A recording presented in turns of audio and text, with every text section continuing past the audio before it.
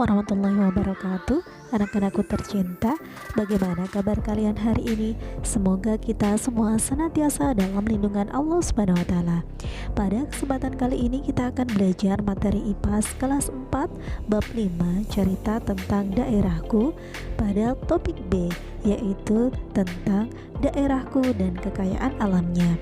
Apa saja kekayaan alam di daerah tempat tinggalku? Bagaimana pengaruh geografis daerah tempat tinggalku terhadap kekayaan alam? Lalu bagaimana cara bijak untuk memanfaatkan kekayaan alam di daerah tempat tinggalku? Yuk kita simak penjelasan berikut ini. Anak-anak, tahukah kalian bahwa setiap daerah di Indonesia memiliki ragam bentang alam yang berbeda-beda? Lalu, tahukah kalian bahwa hal ini pun berpengaruh terhadap potensi sumber daya yang dimiliki oleh masing-masing daerah? Kabupaten Bima misalnya memiliki bentang alam yang terdiri dari dataran tinggi, dataran rendah, dan beberapa daerahnya berbatasan langsung dengan lautan. Curah hujan yang rendah juga di dataran Kabupaten Bima. Bawang merah dapat tumbuh dan berkembang dengan baik. Bambu juga termasuk sumber daya alam yang banyak dimanfaatkan. Perabotan rumah tangga, perabotan dapur, dan dinding rumah terbuat dari bambu. Bukan hanya itu, bambu juga digunakan sebagai alat musik dan bahan membuat mainan. Di daerah kalian pasti ada sesuatu yang bisa dan biasa dimanfaatkan penduduknya. Bisa berupa tumbuhan atau hewan, bisa juga sungai, danau, rawa, gunung, dan sebagainya. Jadi penasaran ya, apa saja kekayaan alam yang ada di daerah kita? Yuk kita jelajahi bersama. Setiap daerah memiliki kekayaan alam yang sangat penting. Misalnya di Kediri, kekayaan alam yang sangat penting diantaranya adalah padi, jagung, ubi kayu, ubi jalar, kedelai, kacang tanah, dan buah-buahan. Padi ini sangat penting karena digunakan sebagai bahan makanan pokok. Di daerah lain, misalnya di daerah Sumatera, kekayaan alam yang paling penting diantaranya adalah batu bara, di mana batu bara ini digunakan untuk pembangkit tenaga listrik. Jadi setiap daerah memiliki kekayaan alam yang paling penting dan berbeda-beda.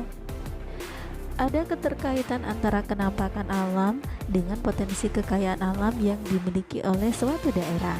Letak geografis suatu daerah berpengaruh terhadap hasil kekayaan alam yang dimiliki oleh wilayah tersebut. Misalnya, di daerah sekitar pantai banyak menghasilkan jenis ikan dan kekayaan laut. Berbeda pula pada daerah pegunungan atau dataran rendah, hasil alam atau sumber daya yang dihasilkan juga akan berbeda.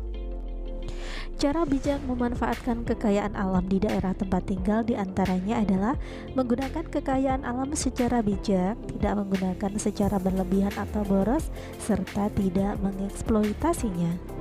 Indonesia memiliki beragam jenis biji kopi. Ada kopi Aceh Gayo, kopi Toraja, kopi Papua Wamena, kopi Kintamani Bali, kopi Flores Bajawa, kopi Java Ijen Raung, kopi Rangsang Meranti Riau, dan masih banyak lagi. Hal yang paling luar biasa, kopi dari Aceh hingga Papua memiliki karakteristik dan cita rasa yang berbeda-beda. Wah, bagaimana bisa? Ternyata hal ini dipengaruhi dari tanah serta ketinggian tempat kopi tersebut ditanam. Tidak hanya tumbuhan, ternyata beberapa hewan pun memiliki lingkungan tertentu untuk tumbuh dan berkembang biak. Itulah sebabnya di beberapa daerah kita mudah menemukan ikan mas, tetapi di daerah lainnya kita hanya menemukan ikan bandeng. Lalu bagaimana suatu daerah tetap menyediakan produk-produk yang tak tersedia dari kekayaan alam daerahnya? Ya, kita dapat mendatangkan yang kita butuhkan dari daerah lain loh. Begitupun sebaliknya, bahkan kita juga dapat mendatangkan dari luar negara Indonesia dan juga sebaliknya. Selanjutnya mari kita memilih tantangan. Oleh-oleh khas daerah pastinya memanfaatkan sumber daya alam daerah tersebut. Yuk cermati lebih dalam oleh-oleh khas daerah kalian. Pertama, tentukan oleh-oleh khas yang ingin kalian cari tahu.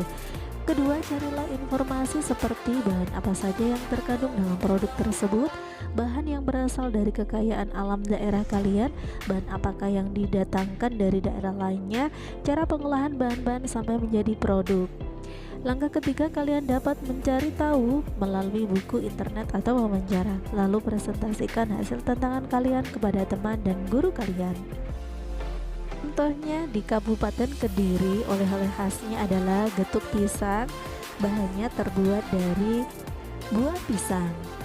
Nah anak-anak, banyak hal yang sudah kita pelajari hari ini. Di antaranya adalah: 1.